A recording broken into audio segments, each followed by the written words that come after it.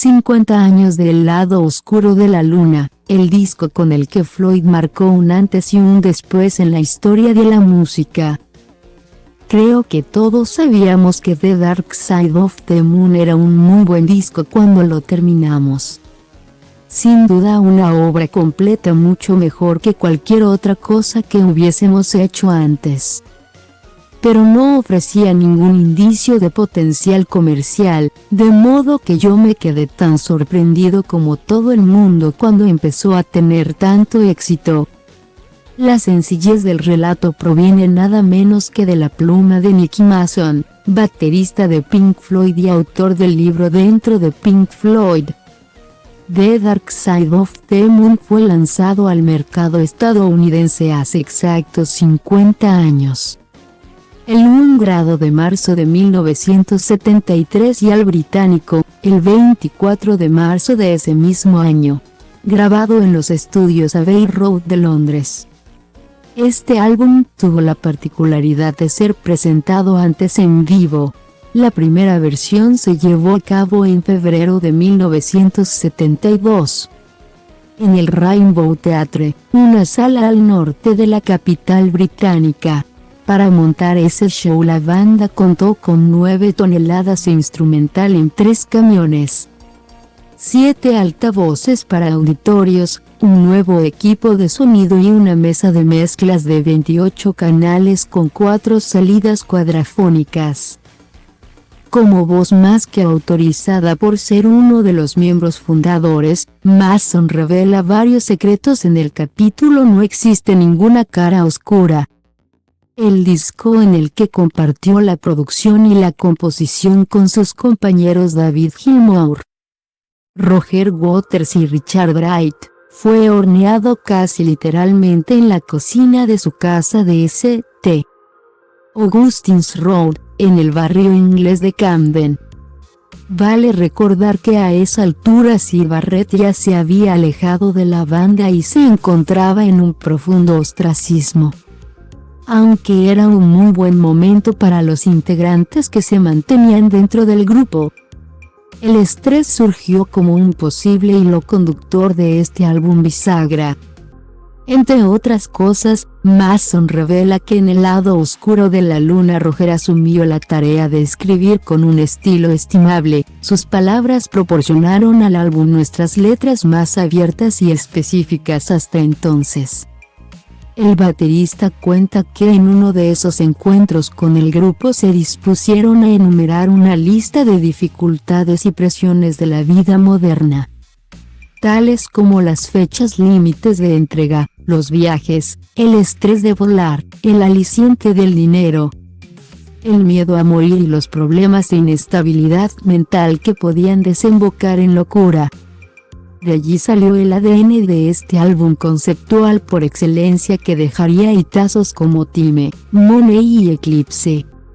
El disco trascendió las fronteras, por supuesto.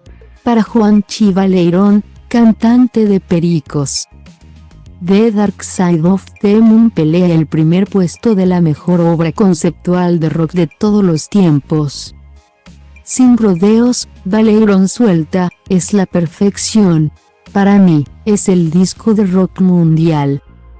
Si lees las letras y las seguís, te conmoves.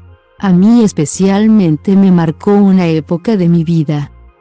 Es magia ese disco, es emociones, muchas más cosas que un disco perfecto. Pink Floyd es una banda que tiene ese balance entre inspiración, magia, textura, sonoridad, todo eso logrado. Cuando sentís una obra conceptual completa y te emociona.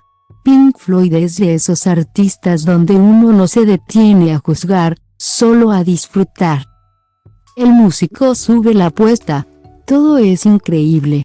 El uso de loops de 7 beats que tiene Money es único. 7x4, una cosa de locos. La guitarra de Gilmour, lo simple, el buen gusto, los colores. El uso de efectos, lo juguetona de la batería de Mason. Es todo magia, inspiración. Todo número 1. no puedo dejar de hablar con felicidad y con emoción de ese disco. De la introducción con Speak to Me hasta los coros de Claire Torrien de Greg Higgin de Esqui. Le dio no con letra, sino con algo cantado y libre, algo que fue genial para la canción. El arte de tapa también es un clásico por sí solo y se ha visto reproducido miles de veces en pósters, mochilas y remeras.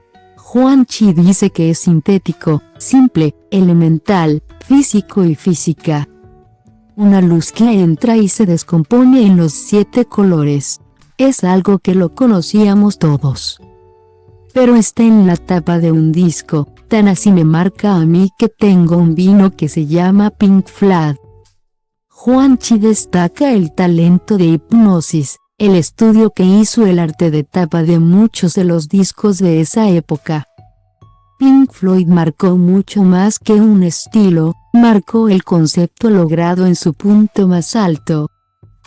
Con todo respeto y con el amor que le tengo a The Beatles, supera cualquier álbum conceptual de ellos, dice, categórico, Valeyron.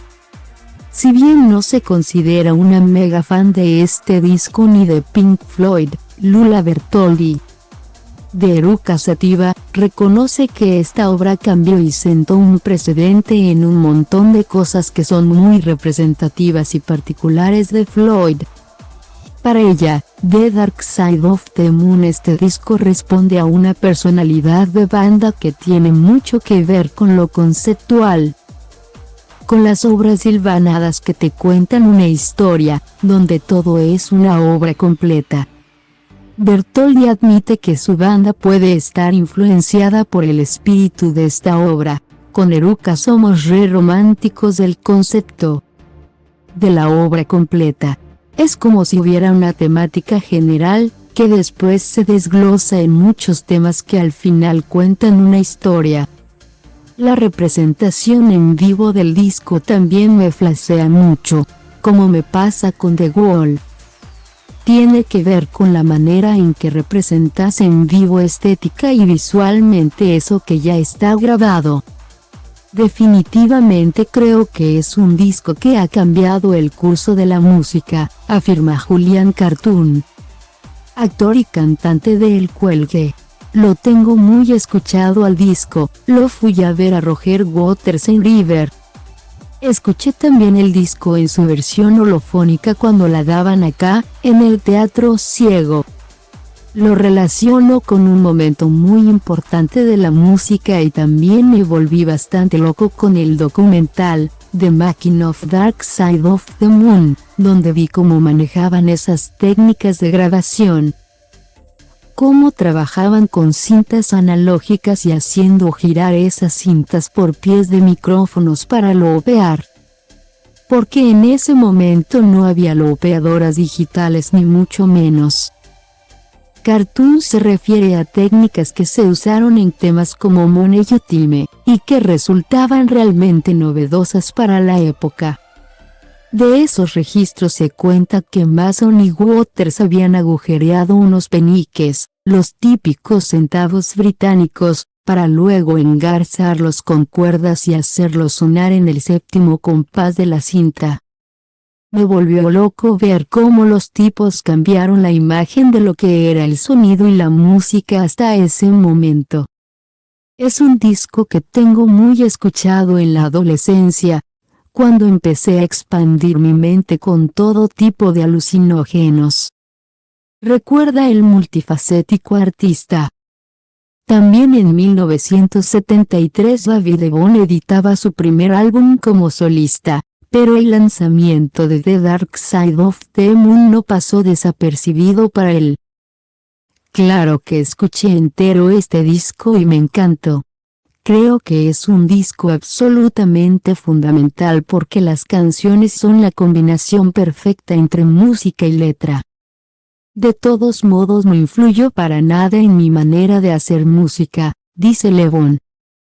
Para el Exeru Girán, el orden de las canciones tiene un viaje desde que empieza hasta que termina. Me gusta mucho Pink Floyd porque son armónicos, Grababan muy bien juntos y lo que cada uno aportaba combinaba perfectamente con el otro. Me gustó la simpleza de la tapa, que a su vez tiene un sentido tan enorme, destaca David. Con Alan Parsons como ingeniero de grabación, The Dark Side of the Moon no solo se destacó en la carrera de Pink Floyd, sino que subió la vara en cuanto a la excelencia del sonido de toda banda de rock en el estudio y en vivo. Si bien en la actualidad el disco también se encuentra disponible en plataformas digitales, es un hijo pródigo de la década del hi-fi. Y para cerrar este capítulo de la historia de Pink Floyd, Nick Mason reconoce en su libro, Dark Side, tuvo la buena suerte de convertirse en uno de los discos de prueba definitivos que la gente podía utilizar para alardear de la calidad de su aparato de alta fidelidad.